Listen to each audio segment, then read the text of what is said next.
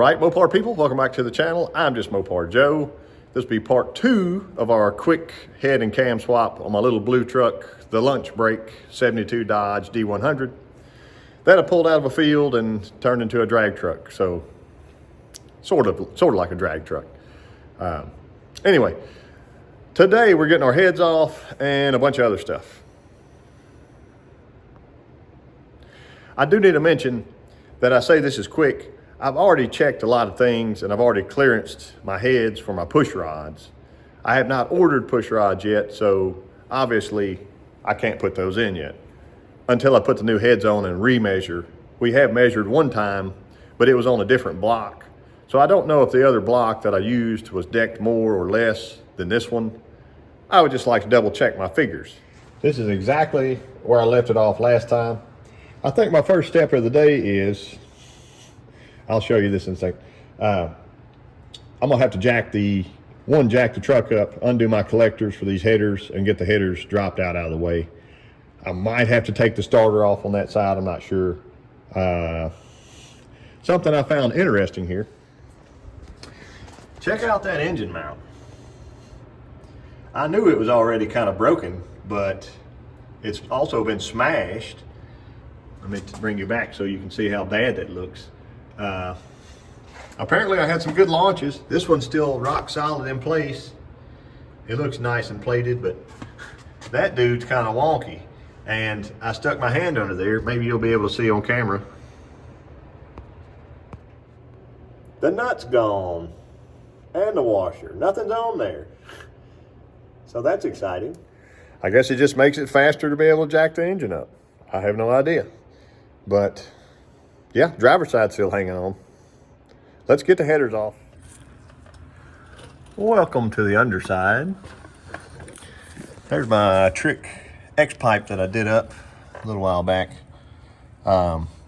Didn't see really any performance gain at all over just having open mufflers and 2 pipes.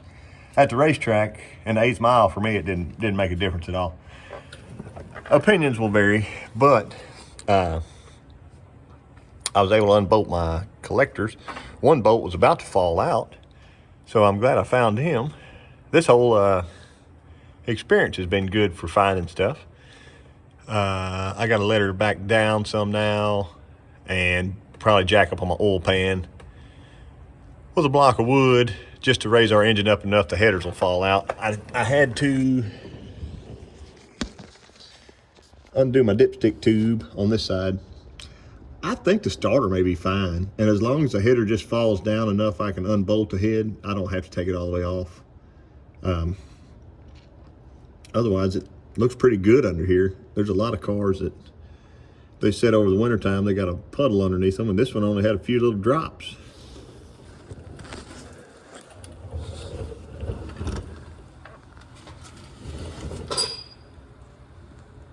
Just a few little drops. That's a new drop, but you know, for an old beater, that's not bad. Headers are free, and my gaskets are even saved. They stuck to the headers. I don't remember what brand of these header gaskets are, but they're hanging in there. So I'll try to reuse them since they're nicely stuck to the flange. I'm gonna pop my heads off now. I did pull the block plugs and it barely dribbled out anything, so I'm sure when the head comes off, a little bit of water is gonna seep out and whatever, I'll just soak it up. I'm jacked up now, so I might as well try. Oh yeah.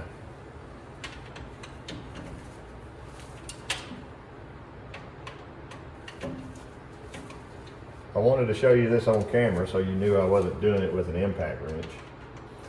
Although I don't truly think it would spoil the build. Once I get them all loose, I'll zip them out with my little impact, but otherwise,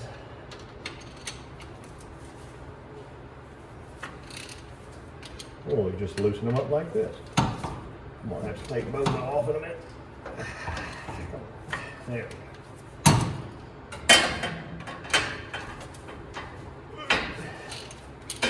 we go.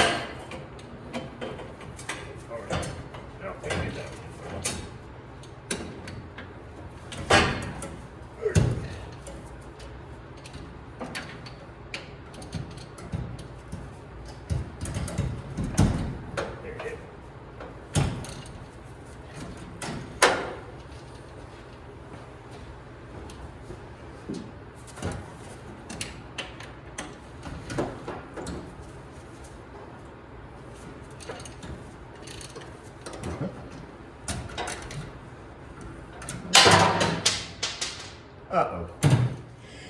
I got my little basket ready because these babies are going right in the ultrasonic cleaner. And I'm gonna wash all the old oil and all the old ARP lube off of them. And they can start a brand new life again. This will probably be the last time they're ever used. Some people don't reuse aftermarket bolts. I don't know why you couldn't reuse them once. Well, this will be the second time I'm reusing them, but a lot of times, if you got a torque plate or something at the machine shop, they're torquing these down anyway. So they're stretched once, they relax, they stretch again, they relax. Eventually, you can't keep doing it.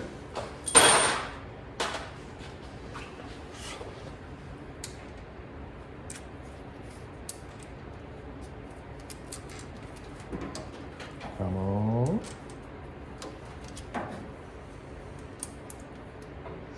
Look at that. That's a save.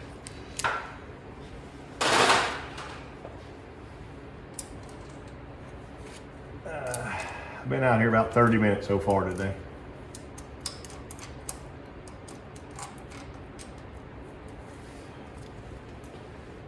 And I think it moves a lot faster because I'm not working on a show car.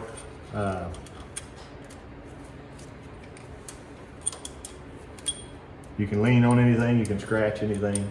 It doesn't super matter at all. Because it's an old beater truck.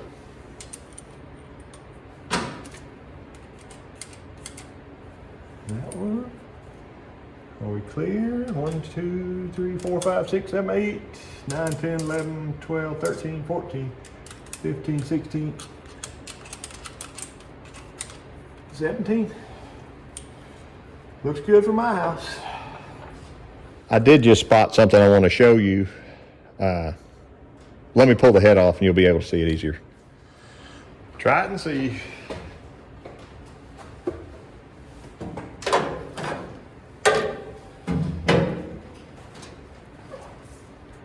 Get on in there a little bit.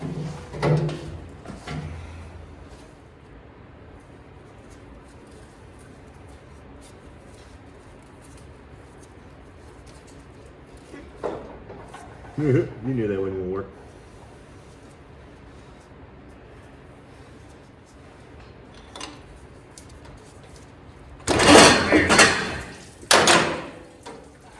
Now, let me hand you this head. Oh, you're not standing there. Well, bummer. Glad these are aluminum.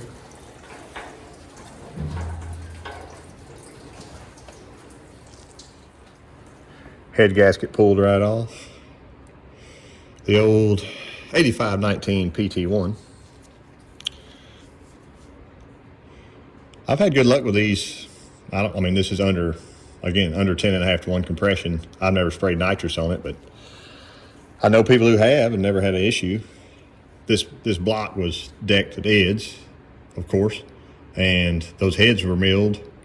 So I had 2 perfect mating surfaces. I don't know why this would ever leak in that situation unless you really had some steam going and burn through or something like that. But it all looks pretty good. What I wanted to show you is that back lifter, number 7 lifter. Let me zoom in on it. See our little plunger pop out? Probably what had happened when I pulled the push rod out, it made a suction on that, popped her out. There it is. But imagine, you know, if you were doing some kind of maintenance on your engine and you had the valley pan on and everything and you pulled the push rod out and that happened, it would make you want to throw up probably. Those will be out in just a minute. We're replacing everything, remember? I'm halfway broken free right now because that header, when I pulled it up, it broke that bottom side of the gasket loose. This time I'm not climbing up in there to pull the head off because y'all wouldn't. I tried to hand it to you last time, you wouldn't take it. So I need to get a little tarp strap to hold my header to the spring so it doesn't flop down, boom, pow, boom, and wreck my decks. Now we try.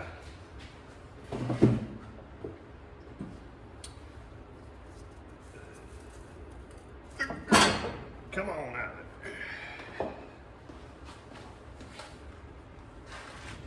I'm only about 2, 4, 6, 8, 10, and 11 bolts away from having the front cover and balancer off.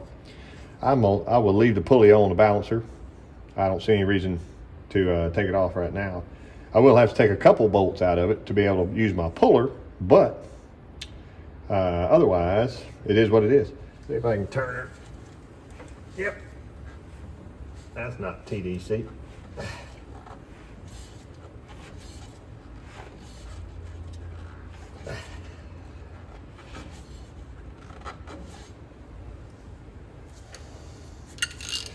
When I put the new cam in and degree it, that's not TDC. Close enough. See, there's 2 tabs on this. Somebody added that one, and I believe I'm using the left-hand side. Now you're in there with me. Balancer's off. I'm gonna zip this front cover off. Remember, the 2 pan bolts have to go also. So I'm gonna try to be nice to it, not just rip it all apart. Then we'll get to see what my cam button looks like after a couple years.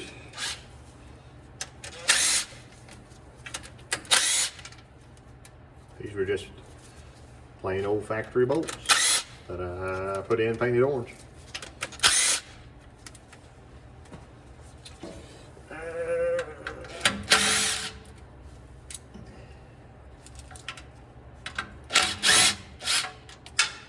Right.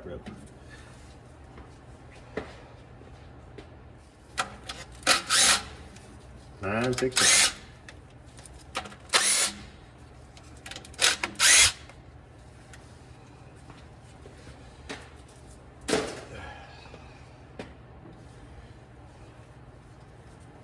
I know what you're thinking. I probably glued this on with the strength of 10 men.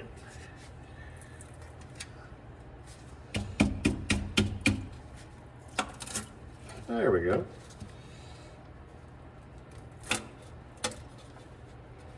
Oh, that looks good.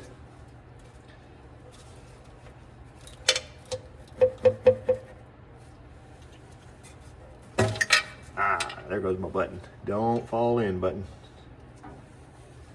I got it. Great. Button still looks great on the end. I like these nylon buttons. It did fall out of there. This was the first button I've ever made up, but essentially it is sticking out further than my 3 cam bolts. Chain, still pretty good. This was just a very basic factory style set. I've got a better set to go on that I'll put on here, but right now, that gasket, I think that was a Cometic set that Drew had. Same thing with the oil pan gasket. It looks really good. Like, wipe it off, put sealant on, glue my piece back down and go. So all that's a miracle. I'll save my button, and oil slinger was in place. It looked good. It wasn't not chewed up like that last one I pulled off. There's a little line right there, but no, mine was on correctly. I don't know how in the world you could put it on backwards. It would be touching then, like, My cover, it's all just minimum. See my little shiny right there in the center? That's normal. I mean, it spins and touches it every so often, so I think we're in good shape.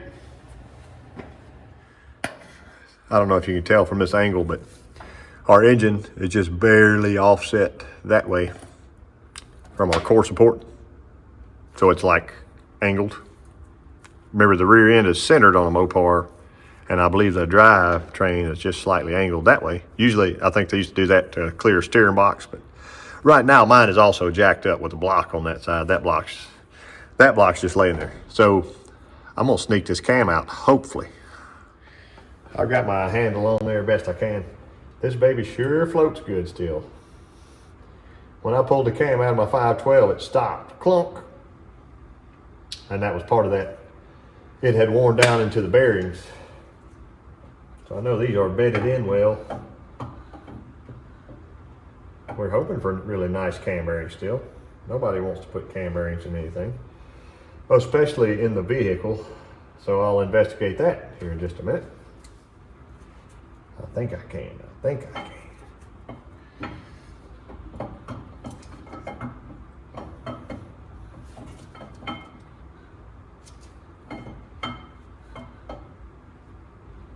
Come on. Missed it. Hitting the grill. Come on. Come on. Oh, baby. We got our cam out. Life is good. There's the comp numbers if you want to know.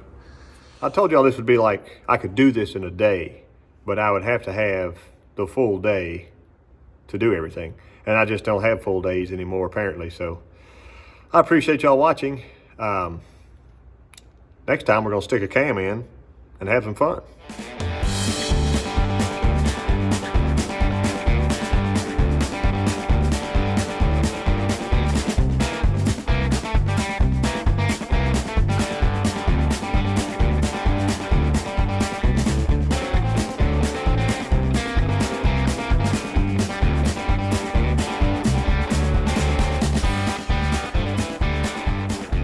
All right, Mopar people.